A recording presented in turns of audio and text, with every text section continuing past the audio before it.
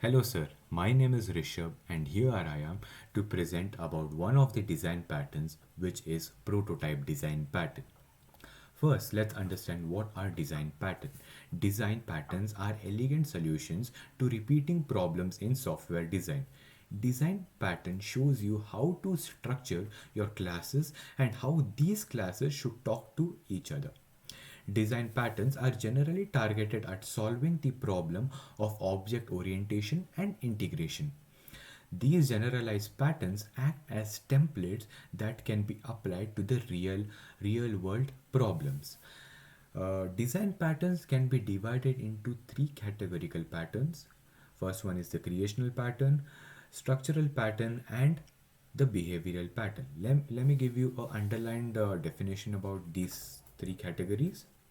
Creational patterns are the different ways of creating objects. Structural patterns are the relationship between these objects, and behavioral patterns are about the interaction or communication between the objects. Here we will be discussing briefly about creational patterns. This category of design pattern deals with the object of creation and initialization.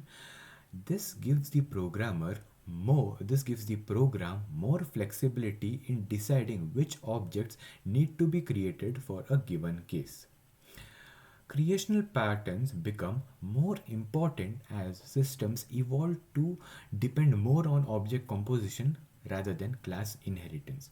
There are five types of creational design patterns: factory method pattern, abstract factory pattern, singleton pattern, prototype pattern, and builder pattern. Among these five, I have chosen prototype design pattern. Prototype pattern can be used when you want to create new objects or instances by cloning or copying the other objects or instances. It allows for adding of any subclass instant of a known superclass at runtime. We could use the prototype pattern when there are numerous potential classes that you want to use only if needed at runtime. One of the benefits of prototype pattern is that it reduces the need for creating subclasses. Structure. We'll talk about the structure of prototype pattern. The client represented here creates a new object by asking a prototype to clone itself. The prototype specifies an abstract interface for cloning the required object. The concrete prototype implements the prototype interface for cloning itself. Okay, then we have applicability. Let's come to the applicability of prototype pattern. Uh, Use the prototype pattern when a system should be independent of how the products are created and represented. And when the classes to instantiate are specified at runtime, for example, dynamic loading. We could also use the prototype pattern when your code shouldn't depend on the concrete classes of objects that you need to copy.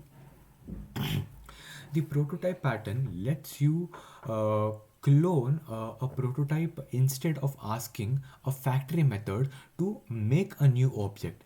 With the help of this, and hence you don't need to create hence you don't need a creator class hierarchy at all. Now let's talk about the UML diagram for a prototype pattern. Here we have taken the example of a employee record. We are going to create an interface prototype that contains a method called get clone of prototype. Then we create create a concrete class employee record which implements a prototype interface that does the cloning of the employee record object. Then the prototype demo class will use this concrete class employee record. Now let's talk about copy, which is a very important aspect in prototype pattern. The idea of using copy is to create a new object of the same type without knowing the exact type of the object we are without knowing the exact type of the object we are creating or invoking. There are two types of copy: shallow copy and deep copy. Shallow copy copies objects value type fields into target objects, and objects reference types are copied as references into target objects. Deep copy: the deep copy copies an object value and reference types into into a new copy of the target object. Now let us discuss the significance of copying. The object cloning is a way to create an exact copy of an object. Creating the required object once and by creating the subsequent required objects by cloning helps reduce the time for creating the objects. With the prototype design pattern based on the requirement situations, we can save memory of cloning the objects.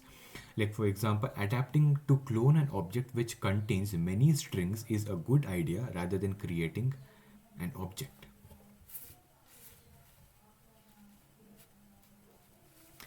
Implementation. Prototype pattern is particularly useful with static languages like C++.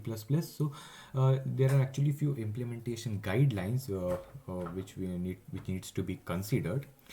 Choose a prototype pattern when creating an object is an expensive operation and it would be more efficient to copy an object. uh, the system should be independent of how the products are created, created, composed, and represented. You can choose the prototype pattern when objects are required that are objects the required that are similar to the existing objects. We could also consider of using prototype pattern uh, when we need to hide the complexity of creating new instance from the client. And there are as we know, there are few steps of implementation. Firstly, we would create an abstract class implementing the clonable interface, then create a concrete class extending the above class or the abstract class. Create a class to get concrete classes from the database and to store them in hash tables. Prototype pattern sorry In addition to copying the original objects data to the clone, this method may also handle some edges of the cloning process related to the cloning linked objects. Now let's talk about the advantages. You can clone the objects without coupling to their concrete classes. It reduces the need of subclassing. Uh, Rather than repeating these similar steps over and over again, by it can be simplified by cloning the pre-built prototypes. Uh, it hides the complexity of creating new objects. We do also get an alternative to inherit while dealing with the configuration presets. How is prototype pattern related with other patterns? As I mentioned earlier, prototype and abstract factory are competing patterns in some ways. Abstract factory might store a set of prototypes from which to clone and return product objects. Designs that make heavy use of composite and decorator patterns often can be benefited from prototype as well. So let me give an example in the as is the coming to the end of our presentation. Imagine you would open a bookshop. In a bookshop, the book is the major component. And with the intention to open the bookshop, we would need to buy a lot of books from wholesale dealers or from warehouses. Later on, shipping it from those warehouses to the city, from the city to the bookshop takes a huge amount of time. How easy would it be if we can copy a similar bookshop? Imagine you have a bookshop in one city, and you want to have a similar bookshop in another city. It wouldn't it be easy if we are cloning or copying the same bookshop, lifting it and placing it here? I know it seems silly and illogical in the real world, but it is possible in the virtual world, and that is where prototype pattern plays a vital role. Thank you, sir, and this is the end of our presentation. Thank you.